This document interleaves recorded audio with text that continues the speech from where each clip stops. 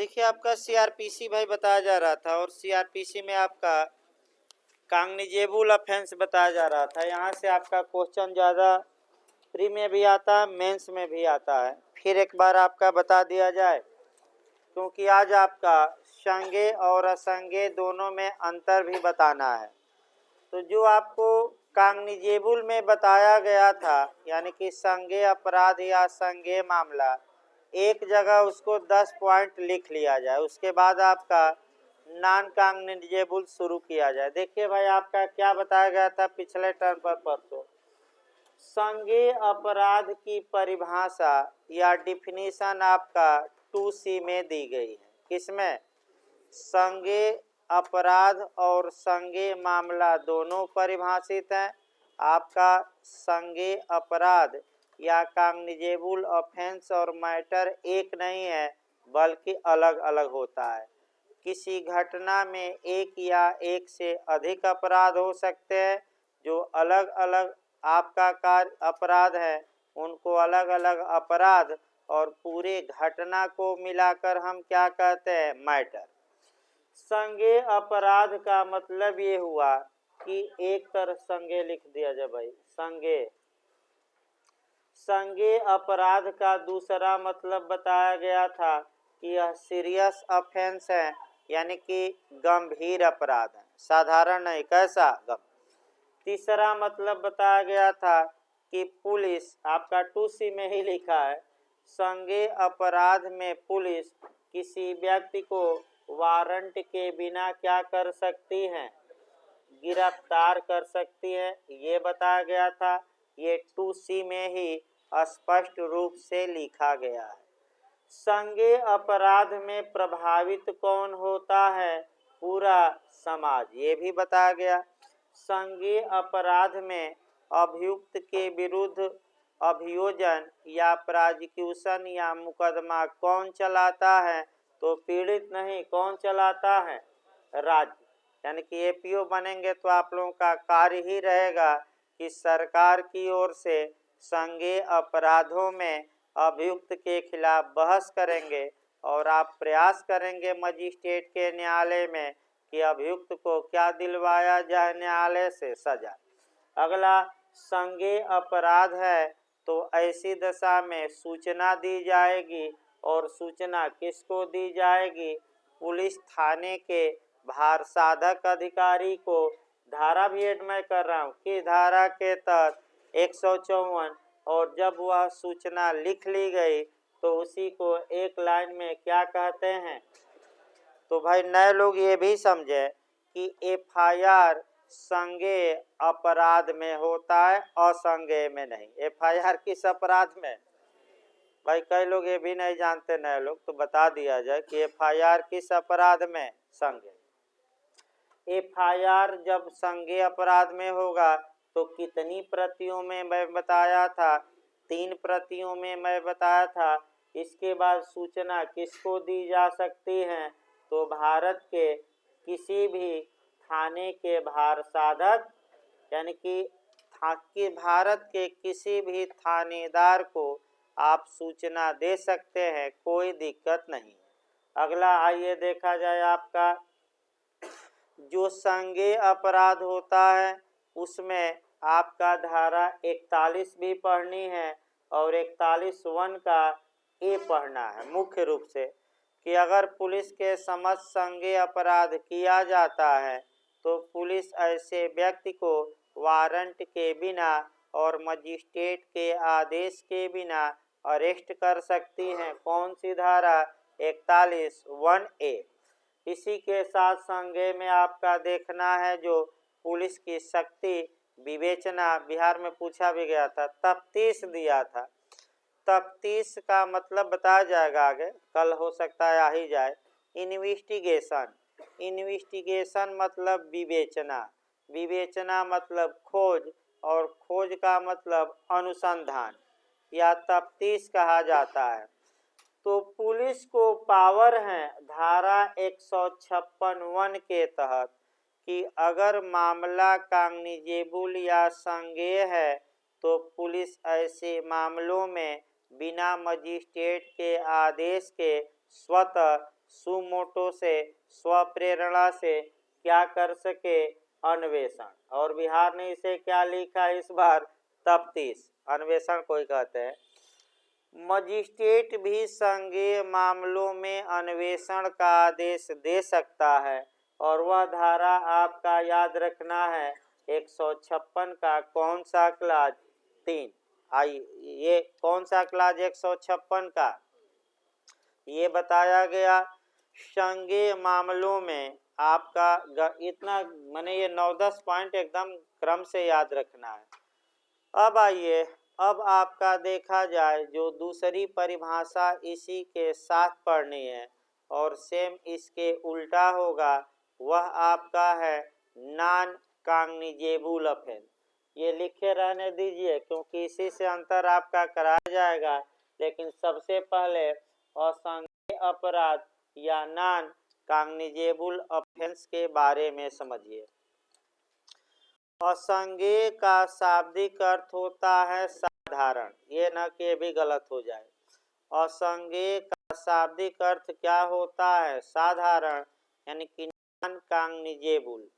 Non cognizable offence या non cognizable matter, असंज्ञेय अपराध और असंज्ञेय मामला दोनों को सीआरपीसी धारा में पाया गया है। घटना में एक से अधिक अपराध हो सकते हैं, और पूरी घटना को अगर लिया जाए तो पूरी घटना को हम क्या बोलते हैं, मैटर या मामला। ये अगर असंज्ञेय अपराध हुआ है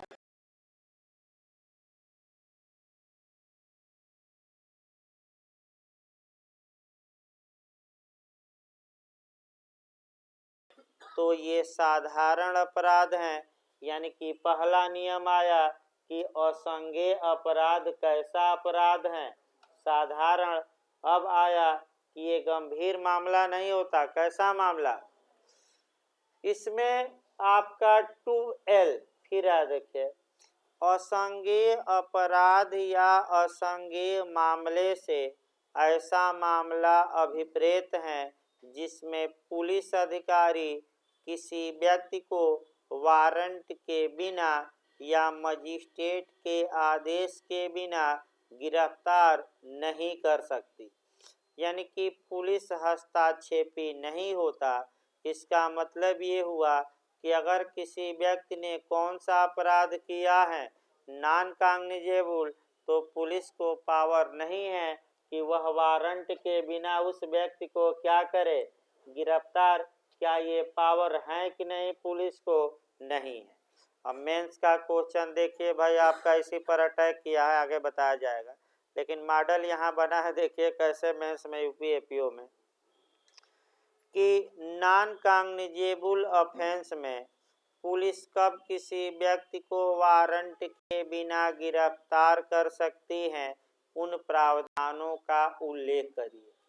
तो आपको शुरुआत यहीं से 2L से करनी पड़ेगी कि असंज्ञेय अपराध या असंज्ञेय मामले का मतलब ये हुआ कि ऐसा अपराध या ऐसा मामला जिसमें कि पुलिस किसी व्यक्ति को वारंट के बिना गिरफ्तार नहीं कर सकती, लेकिन यह विधि का पूर्ण नियम नहीं है। सीआरपीसी की धारा 41 के क्लाज 2 दो लिखना पड़ेगा, अलग मॉडल हम बनाएंगे। 41 भाई इधर बैठिए, इधर बैठिए।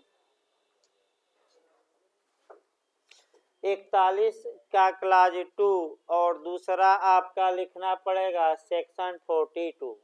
फिर अंतर देखिए, अंतर अब आप लोग बताइएगा, मैं चार्ट बनाकर बता रहा हूँ इधर, इसीलिए कि अब अंत में जब अंतर निकाला जाए दोनों में तो आपके दिमाग में कम से कम 12 से 15 अंतर क्या करता रहे, घूमता रहे। फिर एक बार देखिए, और अब नहीं सकती, लेकिन नियम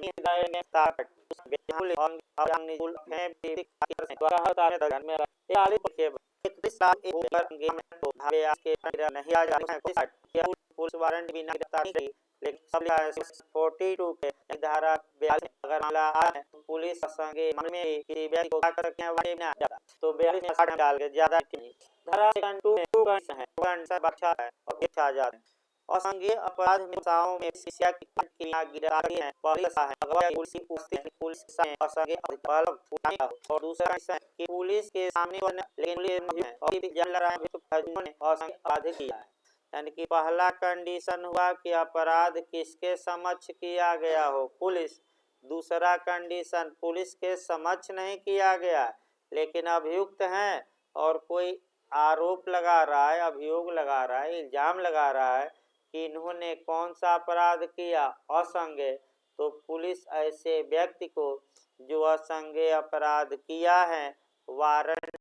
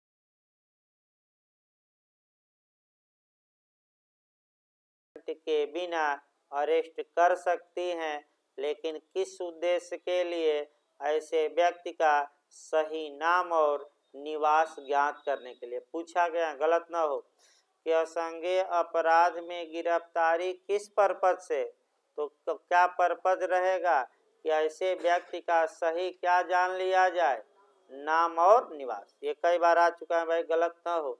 दो कंडीशन भी याद रखना, उद्देश्य भी याद रखना, डिटेल में आगे अभी बताया जाएगा। अगला देखिए भाई, असंज्ञेय अपराध में, असंज्ञेय अपराध में पूरा समाज प्रभावित नहीं होता, बल्कि ये माना जाता है कि जिसके प्रति अपराध किया गया है केवल वह प्रभावित होता है। यानी कि अगर ए के विरुद्ध असंज्ञेय अपराध किया गया तो इस पर इसका प्रभाव केवल किस पर पड़ा है, ए पर पड़ा है। यानी कि इसका मतलब ये हुआ कि केवल और केवल आहत यानी कि आपका पीड़ित मतलब कि जिसके प्रति क्या किया गया हो, अपराध किया गया हो, और इसकी परिभाषा सीआरपीसी की धारा आगे बताई जाएगी। आपका इस बार मेंस में भी यूपी में पूछा गया था भाई, विक्टिम क्या है और विक्टिम के लिए कंपनसेशन, तो इसको बताया जाएगा। तो पीड़ित या बिहार आहत लिखता है और यूपी पीड़ित लिखेगा और इंग्लिश वर्जन क्या होगा, विक्टिम। भाई गलत ना हो। आहत की परिभाषा भी उत्तराखंड में भी ये बना था क्वेश्चन इस बार। आहत की परिभाषा सीआरपीसी की धारा 2WA में दी गई है, सतर्क रहिए। और केवल कौन प्रभावित होता है असंज्ञेय अपराध में, पीड़ित, पूरा समाज नहीं। तो जब पीड़ित प्रभावित होता है तो अभियोजन कौन चलाएगा, राज्य चलाएगा कि पीड़ित को अपना स्वयं का वकील रखना पड़ेगा। तो अभियोजन किसके द्वारा चलाना पड़ेगा? पीड़ित द्वारा। आपका राज्य कोई सहयोग नहीं करेगा, यानी कि किस मामले में राज्य अपने नाम से क्रिमिनल मुकदमा नहीं चलाता, तो कौन सा मामला है?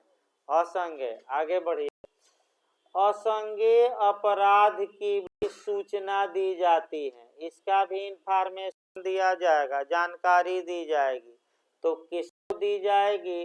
तो थाने के भारसाधक अधिकारी, यानी कि SHO या थानेदार को। अब समस्या ये आई कि जब संज्ञेय अपराध में सूचना दी जा रही है तो किस थाने के भारसाधक अधिकारी को दी जाएगी? जब थाने के अधिकारी क्षेत्र अधिकारी हुआ है के अधिकारी को दी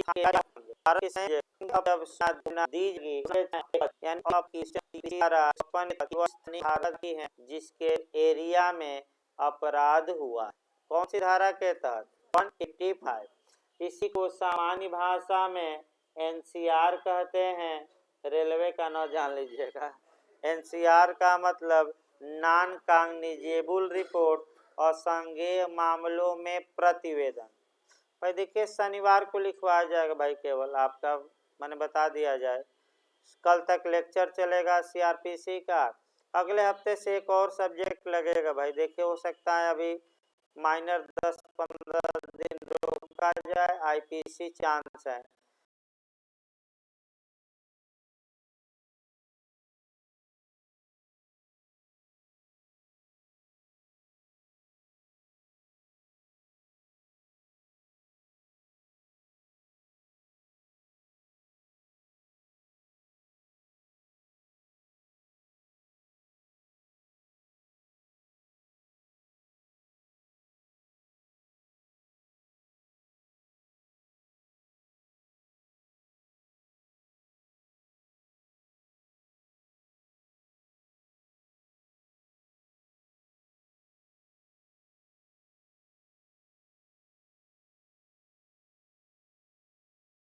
लगाने का CRPC और IPC एक साथ पढ़ाई जाएगी, और IPC आपका 12 से 1 लगेगी। तो भाई आपका माइनर अभी 10 दिन बाद, क्योंकि कई लोग घर से आए नहीं, इसीलिए शाम को भी अभी शुरू नहीं किया गया है।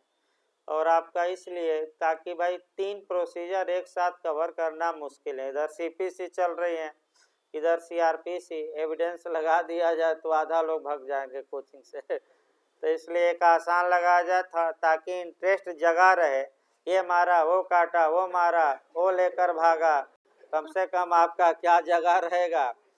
मैंने ये भी हमें देखना है कि भाई ये नहीं कि एकदम सब्जेक्ट नीरस ही चले। जूरिस्प्रूडेंस भी वैसा है, CPC वैसी है।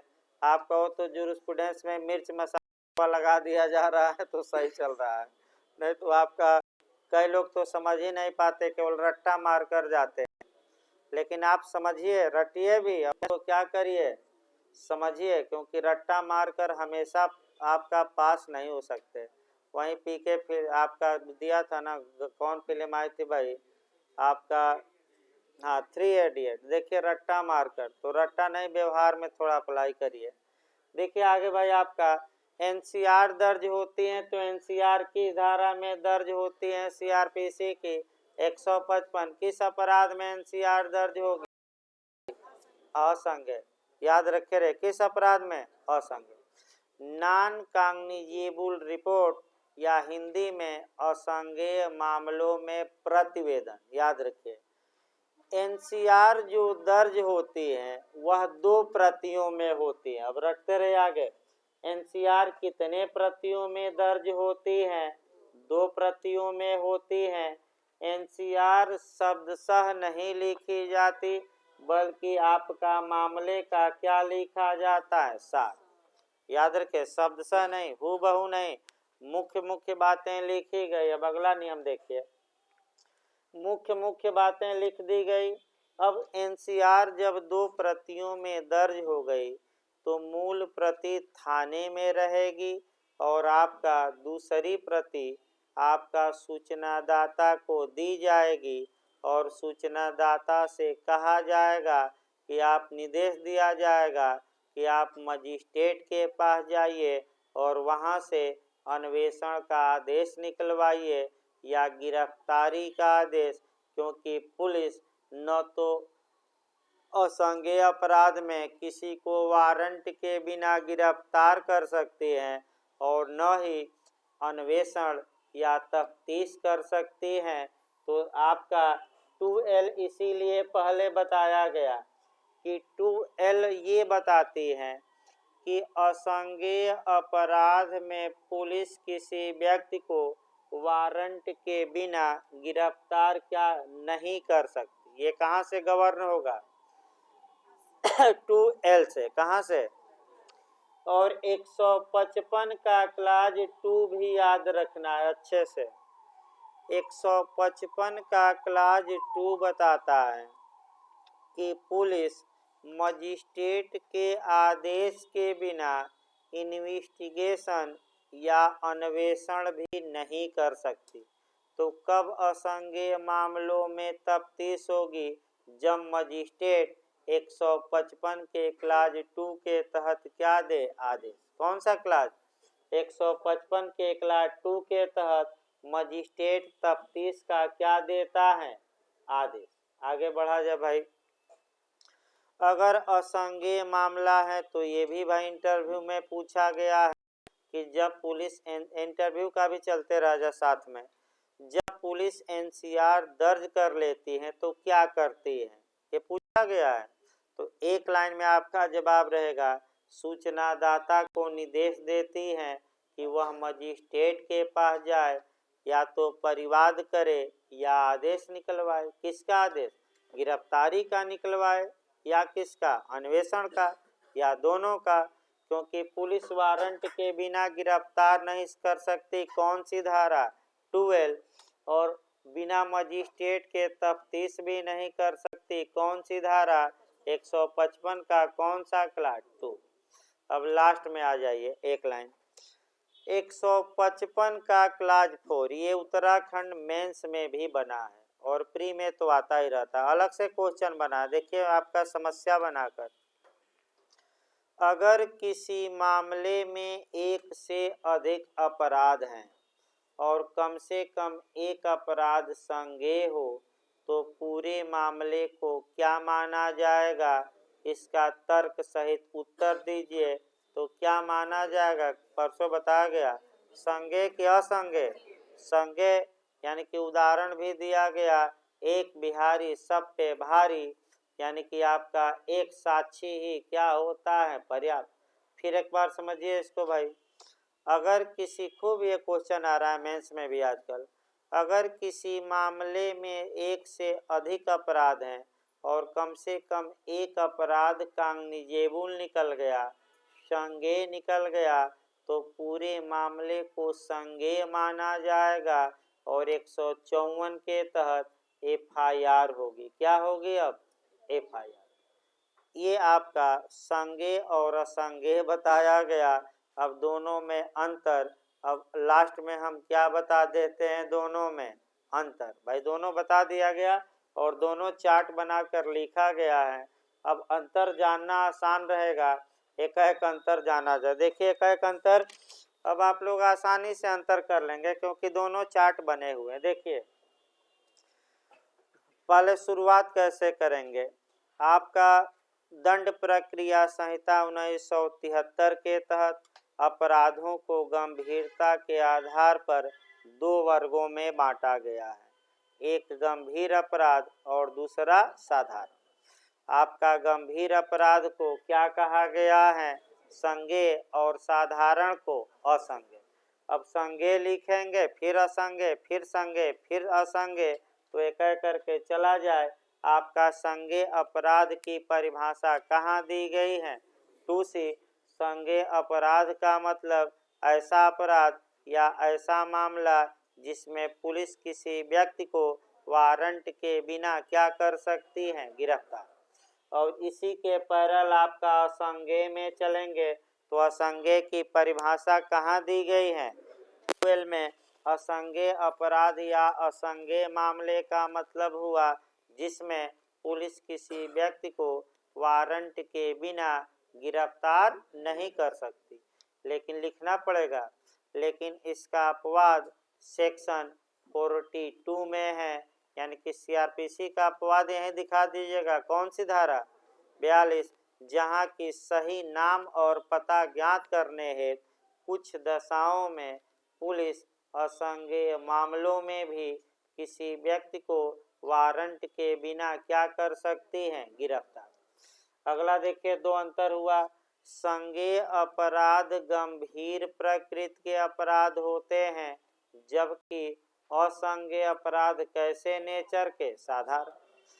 संज्ञेय अपराधों में पूरा सोसाइटी, पीड़ित भी प्रभावित होता है और पूरा समाज, यानी कि संज्ञेय अपराध में आहत के साथ साथ पूरी सोसाइटी इफेक्टेड होती है, जबकि असंज्ञेय अपराध में पूरा समाज नहीं, केवल कौन?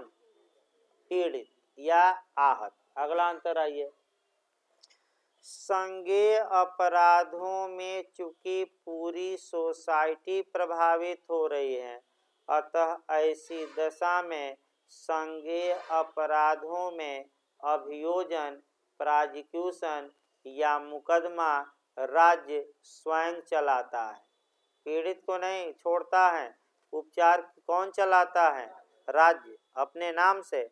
उत्तर प्रदेश सरकार बनाम अभियुक्त का नाम रहेगा। जबकि असंज्ञेय अपराध में आपका पूरा समाज प्रभावित नहीं होता, केवल पीड़ित ही होता है, अतः पीड़ित को स्वयं अपने नाम से मुकदमा चलाना पड़ता है, राज्य कोई सहयोग नहीं करेगा। अगला ये, संज्ञेय अपराध में सूचना आपका सीआरपीसी की धारा 155 के 154 के तहत दी जाती है, और जब ऐसी सूचना दर्ज कर ली जाती है तो वह क्या कहलाती है? एफआईआर। अब असंज्ञेय में आ जाइए। असंज्ञेय अपराध की सूचना किसको दी जाती है? पुलिस थाने, किस धारा में? पहले सेक्शन निकाल लिया जाए। 155 में, और जो उसमें रिपोर्ट दर्ज होती है उसका नाम क्या है? एनसीआर या नॉन कॉग्निजेबल रिपोर्ट। अगला अंतर आइए, संज्ञेय अपराध में सूचना भारत के किसी भी थाने के भार साधक अधिकारी को दी जा सकती है, लेकिन असंज्ञेय में भारत के किसी भी थाने के भार साधक अधिकारी को नहीं, बल्कि किसको केवल दी जाएगी? जिस थाने की एरिया में क्या हुआ है? अपराध। ये रटे रहिए। आइए, संज्ञेय अपराधों में जो एफआईआर दर्ज होती है कितनी प्रतियों में? 3 प्रतियों में। और यहीं एक और अंतर और बता दें, एफआईआर दर्ज होती है 3 प्रतियों में, और आपका जो एफआईआर दर्ज होगी वह शब्दशः होगी, हूबहू होगी, अक्षरशः होगी। जबकि असंज्ञेय मामलों में जो सूचना दी जाती है वह आपका सार दर्ज किया जाता है, और वह आपका कितनी प्रतियों में? 2। ये याद रखना है आगे। अगला अंतर आइए, सीआरपीसी की धारा 156 का क्लाज 1 से अंतर करिए। सीआरपीसी की धारा 156 का क्लाज 1 बताता है कि संज्ञेय अपराध में पुलिस स्वतः अपने आप बिना मजिस्ट्रेट के आदेश के, बिना मजिस्ट्रेट की अनुज्ञा के क्या कर सकती है? तफ्तीश या इन्वेस्टिगेशन। तो ये पावर पुलिस को किस अपराध में मिला है? संज्ञेय। कौन सी धारा में? 156। लेकिन अब इसी को जोड़कर आपका असंज्ञेय से पढ़ना है, और असंज्ञेय में 155 का क्लाज कौन पढ़ना है? 2। ध्यान में रखिए, 155 का खंड 2 ये बता देता है कि पुलिस असंज्ञेय अपराध में आपका मजिस्ट्रेट के आदेश के बिना अन्वेषण या इन्वेस्टिगेशन या तफ्तीश नहीं कर सकती। कौन सी धारा? 155 का क्लाज कौन सा? 2। अगला ये भाई, 156 का क्लाज 3 बताता है कि संज्ञेय अपराध में मजिस्ट्रेट भी अन्वेषण का आदेश दे सकता है। यानी कि पुलिस को मजिस्ट्रेट आदेश दे सकता है कि पुलिस संज्ञेय अपराध में एफआईआर दर्ज करे। जैसे आप लोग सुने होंगे कि न्यायालय के आदेश से एफआईआर दर्ज हुआ, तो आज जान लीजिए कि न्यायालय किस सेक्शन के तहत एफआईआर दर्ज करने का आदेश देता है। तो कौन सा सेक्शन है? 156 का क्लास कौन? 3। इसको लीगल भाषा में हम बता रहे हैं। अब अगर एफआईआर भाई देखिए आपका एफआईआर में यही होता है, एफआईआर याद रखिए न्यायालय के आदेश से। इसको लीगल भाषा में समझिए। मजिस्ट्रेट द्वारा संज्ञेय अपराध में अन्वेषण या तफ्तीश का आदेश दिया जा सकता है। कौन सी धारा? 156 का क्लास 3। ये संज्ञेय में, तो मजिस्ट्रेट असंज्ञेय में किस में देता है अन्वेषण का आदेश? तो 155 का क्या क्लास 2। वही तो है और क्या भाई। अब एक क्वेश्चन इंटरव्यू में बना, उसको भाई देख लिया जाए लास्ट में, तब अगली परिभाषा उठाई जाए।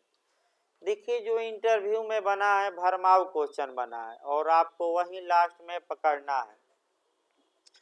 अगर ये पूछे कि कॉग्निजेबल ऑफेंस या संज्ञेय अपराध में अन्वेषण की कैसे किया जा सकता है, तो आप बताएंगे कि पुलिस स्वतः भी कर सकती है। तो सेक्शन वाइज बताएंगे किस धारा में?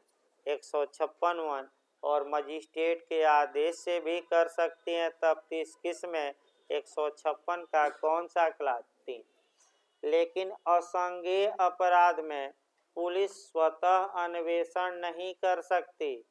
हर हाल में अन्वेषण तभी करेगी जब मजिस्ट्रेट इन्वेस्टिगेशन का क्या करे? आदेश दे।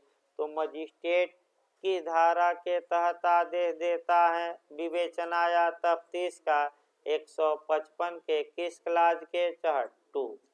और अभी लास्ट में हमने बताया कि 155 का क्लास 4 मेंस के लिए जो पूछा गया था टिप मैंने आपका समस्या, कि अगर किसी मामले में एक से अधिक अपराध हैं और उनमें हम बताइए नहीं करेगी कहाँ भाई, कर सकते हैं। करेगा रहता तो हम बताते नहीं। बेयर देखिए आपका करेगा रहेगा तो हम बताएंगे ही भाई। यही तो आपका झारखंड ने फंसा दिया एफआईआर में, और करेगा ये जरूर फिर एक बार बता दिया जाए भाई। अगर कर सकेगा में शब्द रहे यानी कि उसका विवेकाधिकार है, और शैल या विल रहे इसका मतलब कि बाध्य है। दो देखिए सही पूछ रहे हैं, फिर एक बार बता दें। दो एंगल से इसको हम अलग से बताते हैं। इसमें कर सकेगा, आपका करेगा नहीं, बाध्य नहीं है भाई। नहीं अपराध बनता है तो खारिज कर दे एप्लीकेशन को, वो अलग बात है। लेकिन इसको दो एंगल से आप पूछें तो मैं बता दे रहा हूँ।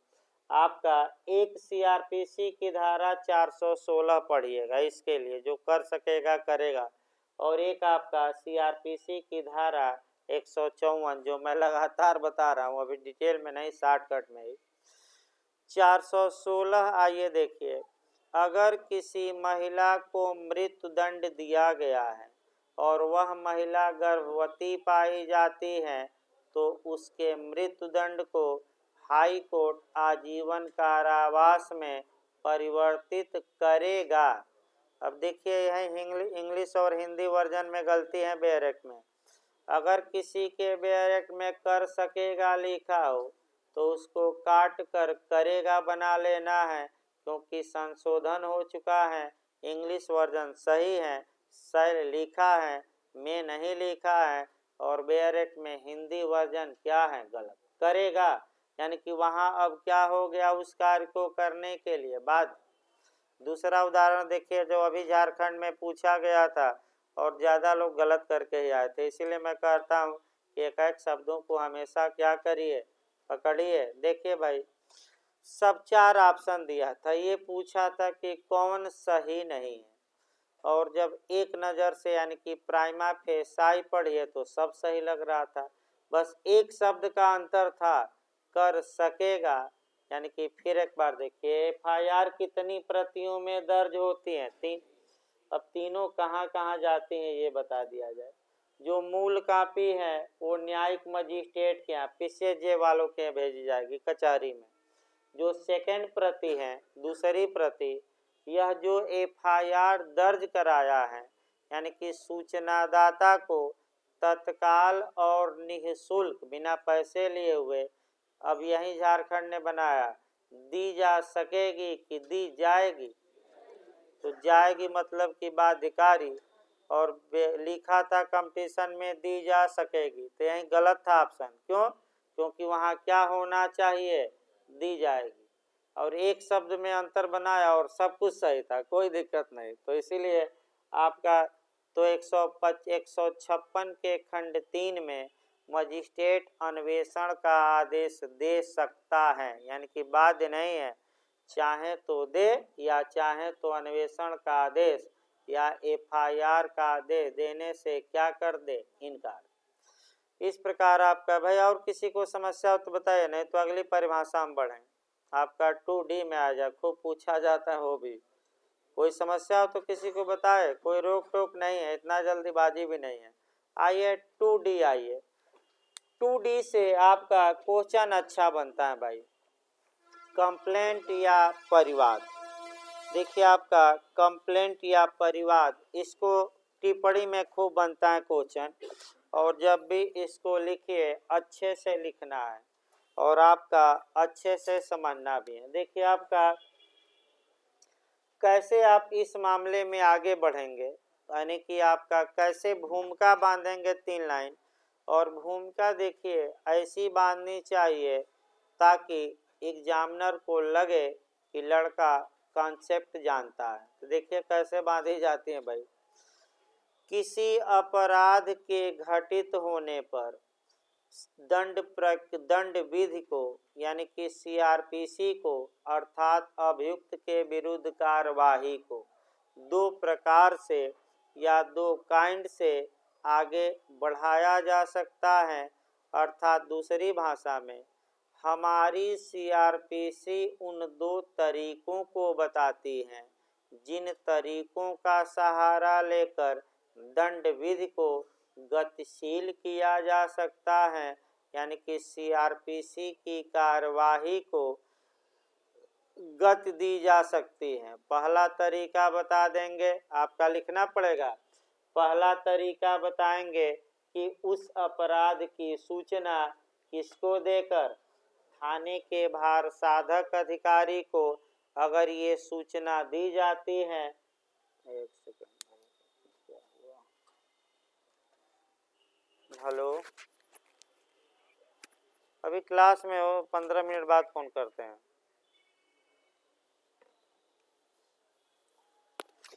देखिए अच्छे से, यहाँ से भी टिप्पणी में खूब बनता है, और यहीं 1-2 क्वेश्चन और आपको तैयार करना है, और वह क्वेश्चन ये है कि कंप्लेंट या परिवाद 3 क्वेश्चन मॉडल बनते हैं भाई। देखिए अब ये सीआरपीसी है, मैं बता दूं काफ़ी टेक्निकल ये सीआरपीसी है, और नए लोग भाई एक बार में समझ जाए तो ठीक, नहीं तो दोबारा पढ़ेंगे। ये नहीं कि एक बार, वैसे भी एक बार पढ़ने में आप चाहें कि हम पूरी सीआरपीसी जान लें तो ये संभव नहीं है, मैं बता दूं। फिर भी मैं प्रयास कर रहा हूं कि एकदम आराम से पढ़ाया जाए, और आपका आईपीसी स्पीड में निकल जाएगी, कोई दिक्कत नहीं। हो सकता है पहले आईपीसी ख़त्म हो जाए, सीआरपीसी चलती रहे, लेकिन सीआरपीसी ऐसी टेक्निकल है कि जो मॉडल माने यूपी एपीओ तमाम पूछ रहे हैं, एक जब तक कि छोटी छोटी बात आप नहीं जानेंगे, अब मेंस में और प्री में देखिए आपका बिहार एपीओ ने इतना माने उलझाऊ क्वेश्चन बनाया, और जो मैं बताता हूँ ना कि एक शब्द या जो बेहरेट का एक वाक्य है, तो बिहार ने उसी को तोड़ दिया, और लोग 2 में कौन सही है, बस 1 पॉइंट अंतर था, 99% सेम, ये भी सही ये भी सही, वही 1 पॉइंट पकड़ने के लिए आप आए हैं, और तो घर पर ही पढ़ सकते हैं, कौन जरूरी है भाई। जो 1 पॉइंट जो अंतर करा दे कि ये सही है कि ये, तो फिर एक बार देखिए आपका यानी कि 2 प्रकार से दंड विधि को सीआरपीसी को एक्टिव किया जा सकता है, गतिशील किया जा सकता है। पहला प्रकार आपको लिखना पड़ेगा कि उस अपराध की सूचना किसको दे दिया जाए, थाने के भार साधक अधिकारी को अगर ऐसी सूचना दी जाती है तो सीआरपीसी का अध्याय 12 काम करेगा और धारा 154 से लेकर 176 लिखना पड़ेगा। कहाँ से कहाँ तक। अब हम अपनी ओर से थोड़ा व्यापक कर दें, अब आगे ना लिखिएगा आप मेंस में, हम अपनी ओर से थोड़ा व्यापक वे में बताते हैं। अगर ये सूचना संज्ञेय अपराध से जुड़ी हुई है तो 154 में जाएगी और असंज्ञेय से जुड़ी हुई है तो 155।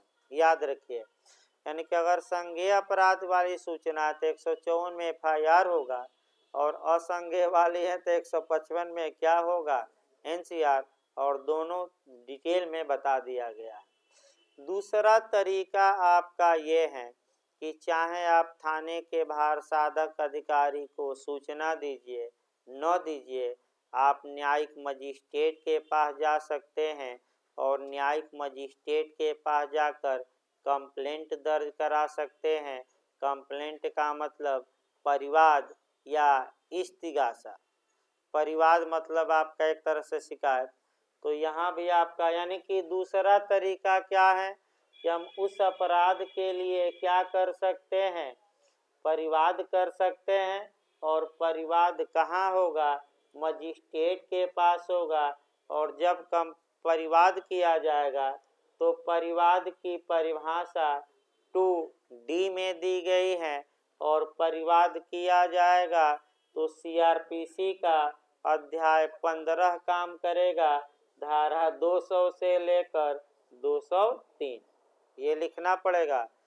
परिवाद की परिभाषा कहाँ दी गई है, 2D, और धारा कौन सी धारा अब अप्लाई हो जाएगी परिवाद पर, अध्याय 15, और धारा 200 से लेकर कहाँ तक की कार्रवाई होगी, 203। ये कंसेप्चुअल क्वेश्चन आपका 3 लाइन में ही लिखिए, लेकिन शुरुआती दौर में जरूर डालिए। आगे बढ़ा जाए।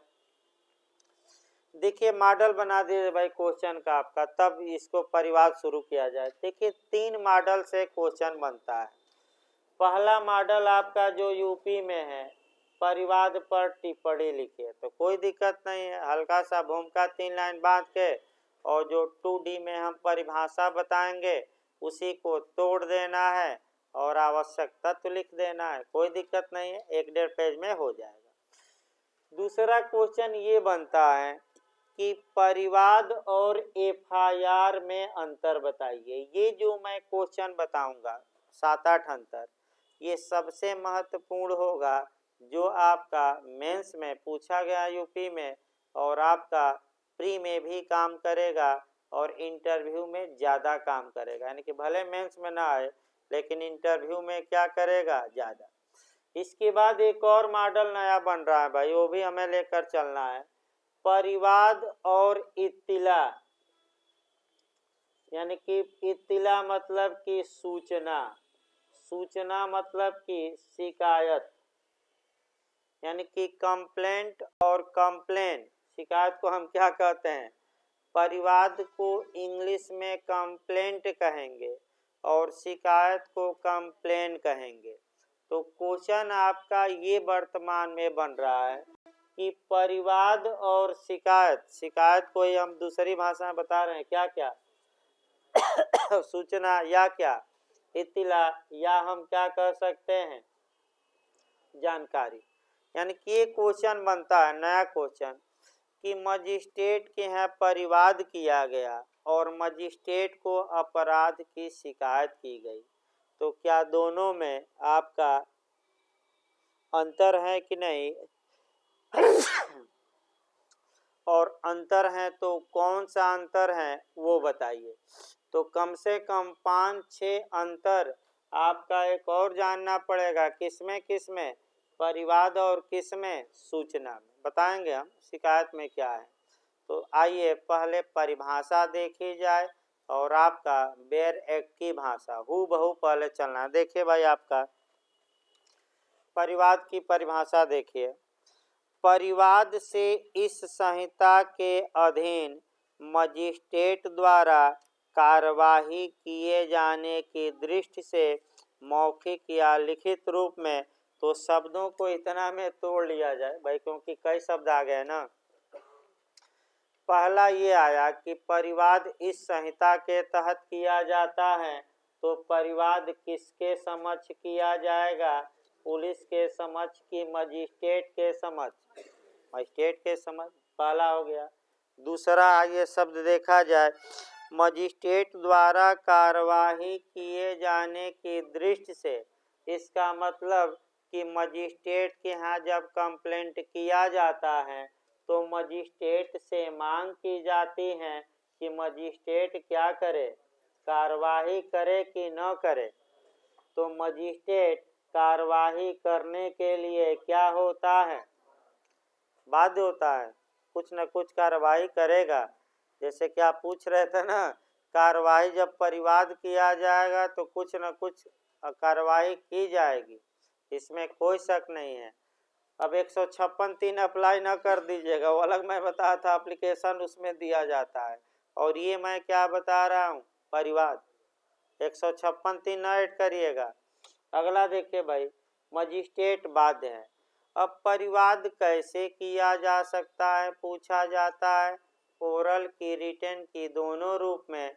यानी कि क्या मौखिक रूप से किया जा सकता है कि नहीं? किया जा सकता है। क्या लिखित रूप से किया जा सकता है कि नहीं? किया जा सकता। अगला शब्द देखिए भाई, मौखिक या लिखित रूप में उससे किया गया यह अभिकथन, अभिप्रेत माने कहना, स्टेटमेंट, अभिप्रेत है कि किसी व्यक्ति ने, चाहे वह ज्ञात हो या अज्ञात, अपराध किया। तो परिवाद में आपका अभियुक्त का नाम देना आवश्यक है कि नहीं? तो नामजद आवश्यक नहीं है। ज्ञात या अज्ञात मतलब क्या? अभियुक्त ज्ञात भी हो सकता है और अज्ञात भी। और किसके लिए परिवाद किया जाता है?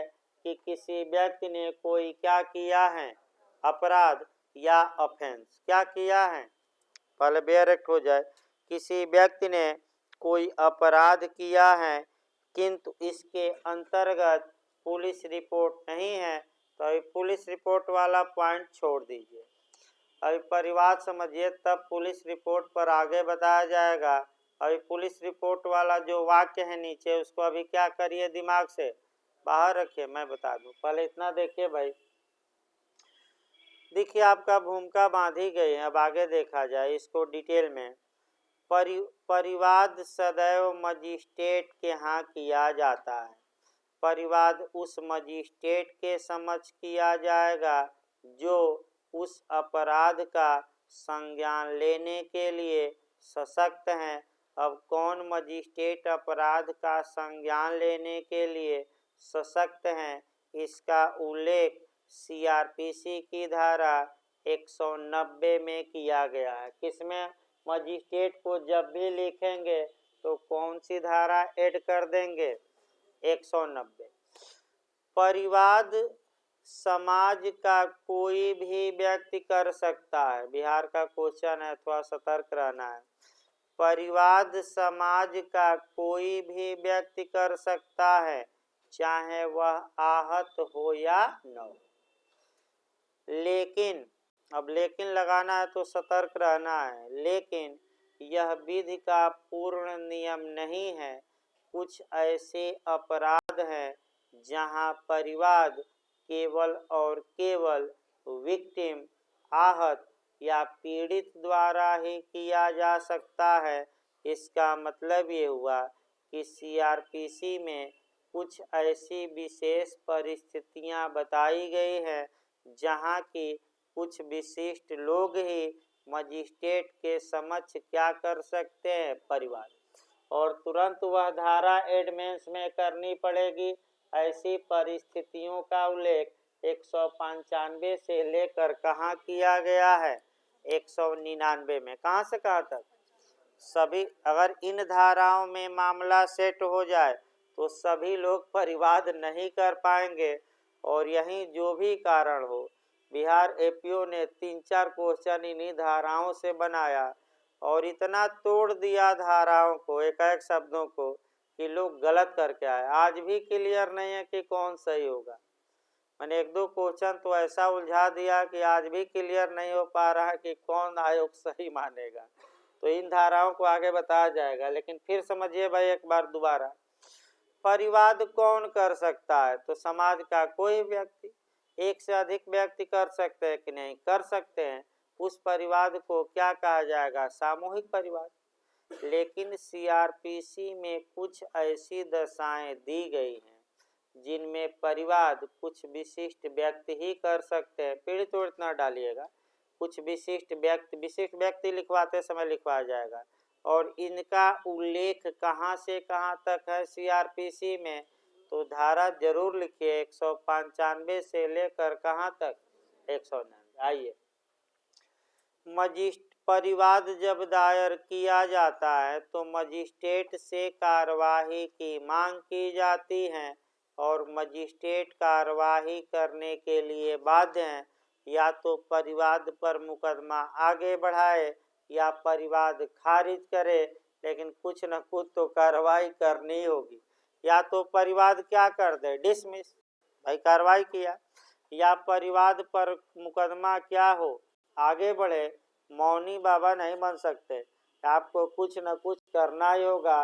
यानी कि परिवाद पर कार्यवाही करने के लिए मजिस्ट्रेट का विवेकाधिकार है कि बाध्य है? बाध्य है, याद रखे, विवेक नहीं है। या तो परिवाद खारिज करे, वो भी कार्रवाई, या परिवाद पर मुकदमा क्या कर दे?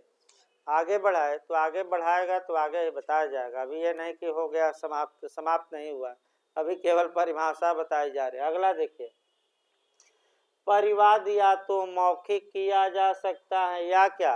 लिखित, कोई दिक्कत नहीं है। और परिवाद में अभियुक्त का नाम लिखा भी जा सकता है, नहीं भी लिखा जा सकता। तो अभियुक्त का नाम देना है कि अपराध का? तो परिवाद में अभियुक्त का नाम का उल्लेख करना आवश्यक नहीं। लेकिन परिवाद किसके बारे में किया जाता है? अपराध के। और यही बार बार क्वेश्चन अटैक इंटरव्यू में किया जा रहा है, प्री में किया जा रहा है, गलत न हो। अभी हमने बताया कि अपराध गंभीरता के आधार पर या सूचना के आधार पर अपराधों को दो वर्गों में बांटा गया है। कौन कौन? एक संज्ञेय और दूसरा। तो आप लोग बताइए, यहाँ अपराध लिखा है कि संज्ञेय असंज्ञेय लिखा है? तो अपराध में कौन शामिल है? संज्ञेय कि असंज्ञेय कि दोनों? तो परिवाद किस अपराध में? संज्ञेय कि असंज्ञेय कि दोनों? दोनों। देखिए, अब इतना आसानी से आप लोग बता ले गए। इसको पढ़ने में लोग आपका बहुत माने उलझाऊ समझते हैं। और आप लोग अपराध की मैं परिभाषा बताया कि अपराध, फिर एक बार मैं बता दूं क्योंकि ये बहुत गलत लोग करके आते हैं भाई। पिछली बार यूपीजे में भी आया कि परिवाद किस अपराध में? संज्ञेय असंज्ञेय दोनों, इनमें से कोई नहीं। तो क्या मारकर अब आएंगे? लेकिन ज़्यादा लोग जो नहीं पढ़े रहते ये परिभाषा मार देते हैं संज्ञेय, कहते हैं कि असंज्ञेय में। लेकिन अपराध का मतलब ये हुआ संज्ञेय या असंज्ञेय। यानी कि परिवाद मजिस्ट्रेट के समझ संज्ञेय और असंज्ञेय दोनों मामलों में किया जा सकता है, कोई रोक टोक नहीं। अब ये आपका परिवाद की परिभाषा हुई, लेकिन लास्ट लाइन बता रही है कि परिवाद में पुलिस रिपोर्ट शामिल नहीं। अब पुलिस रिपोर्ट क्या होती है आप पहले जानेंगे, तब तो पुलिस रिपोर्ट शामिल क्यों नहीं किया गया बताया जाए। देखिए, मान लीजिए कि 154 के तहत एफआईआर हुआ, तो पुलिस तफ्तीश की और तफ्तीश करने के बाद पुलिस रिपोर्ट भेजती है 173 के किस क्लाज में? 2 में। और इसी रिपोर्ट को ही एक लाइन में हम क्या कहते हैं? Police report. पुलिस रिपोर्ट आपका दो प्रकार की होती है, ये भी यूपीएपीओ मेंस में आ चुका है, बताया जाएगा, ये भी आया है। देखिए, आपका चूंकि 150 नंबर का बिहार में सीआरपीसी अकेले हैं और 150 नंबर का आईपीसी, तो यूपीएपीओ का जो नया नया क्वेश्चन है बिहार जाते समय वो तो कवर ही करना है और अन्य क्वेश्चन भी कवर करने हैं। तो यहाँ तक पूछा है कि पुलिस रिपोर्ट क्या होती है, इसके प्रकारों का उल्लेख करिए। तो पुलिस रिपोर्ट दो प्रकार की बताएंगे, एक साक्ष्य पर्याप्त होना और दूसरा साक्ष्य अपर्याप्त। इसी में पुलिस खेल करती है भाई। देखिए आपका एक लाइन बता दिया जाए, एक या तो पुलिस रिपोर्ट भेजेगी कि अभियुक्त के विरुद्ध साक्ष्य सफिशिएंट मिल गया। इस रिपोर्ट को एक नाम देते हैं चार्जशीट, चालानी शीट या आरोप पत्र। आरोप नहीं, क्योंकि मैं आरोप बताया था, आरोप कौन निर्मित करता है? न्यायालय। तो पुलिस क्या भेजती है? चार्जशीट, आरोप पत्र की धारा के तहत। आरोप पत्र मतलब क्या? साक्ष्य मिला कि नहीं मिला? मिला। और दूसरा आपका कह सकते हैं कि साक्ष्य अपर्याप्त था। क्या था? अपर्याप्त को हम कहते हैं क्लोजर रिपोर्ट या फाइनल रिपोर्ट या अंतिम रिपोर्ट या एफआर। शॉर्टकट में क्या? अब इसी में पुलिस वाले कमाते हैं। देखिए लास्ट में कैसे कमाया जाएगा वो भी तरीका बताया जाए। वकील साहब भी कई जगह मारा पीटी इसीलिए कर दे रहे हैं। मान लीजिए 5 लोगों के नाम एफआईआर दर्ज हुई। अब जो उसमें पैसा वाली पार्टी है लगी दौड़ने कि हजूर जब आप पुलिस रिपोर्ट 173 में भेजिएगा तो हमारे खिलाफ लिख कर भेज दीजिएगा कि इनके खिलाफ साक्ष्य पर्याप्त नहीं मिला। ये 8 लाख ले लीजिए, 10 लाख ले लीजिए, 20 लाख ले लीजिए और हमारा नाम क्या करिए? एफआईआर से नाम नहीं, जब 173(2) में क्या भेजेगी पुलिस?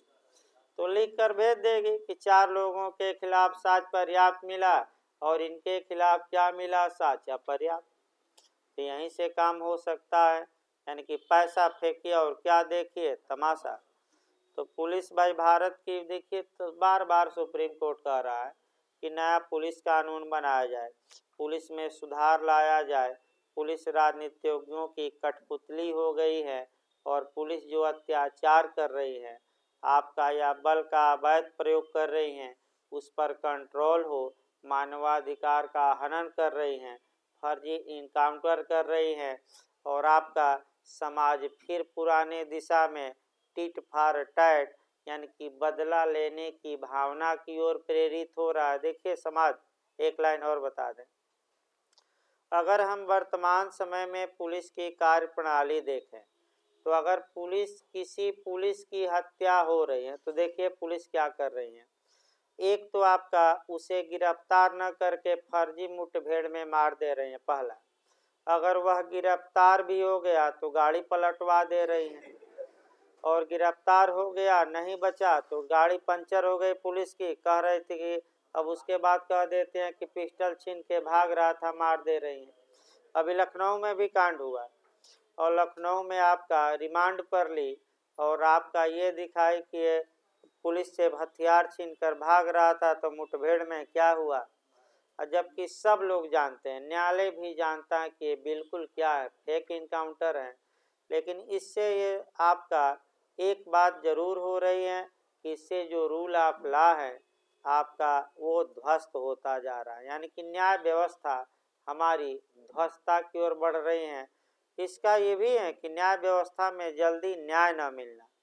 भाई आप 10 साल अभियुक्त को मुकदमा लगा दे रहे हैं सुनवाई करने में, यहीं समय लगा दीजिए 1 साल 2 साल, तो देखिए कुछ राहत भी मिले। यानी कि पुलिस भी अब टिट फॉर टैट यानी कि जो प्राचीन काल का सिद्धांत था कि एक के आंख के बदले आंख, कान के बदले कान और जान के बदले क्या, तो समाज उस ओर धीरे धीरे बढ़ रहा है। और ये आपका संविधान और विधि के लिए क्या है, न्यायालय के लिए, वकीलों के लिए काफ़ी दुखदाई आपका समय है। तो इस प्रकार भाई कल अब क्लास चलेगा, इस प्रकार आपका परिवार पुलिस रिपोर्ट कल बताया जाएगी और थोड़ा डिटेल में। अगले हफ्ते से भाई एक सब्जेक्ट और लगेगा, 2 दिन अभी आप लोग थोड़ा कम पढ़िए, उसके बाद अगले हफ्ते से आपका 1 बजे तक क्लास चलाया जाएगा एपीओ का।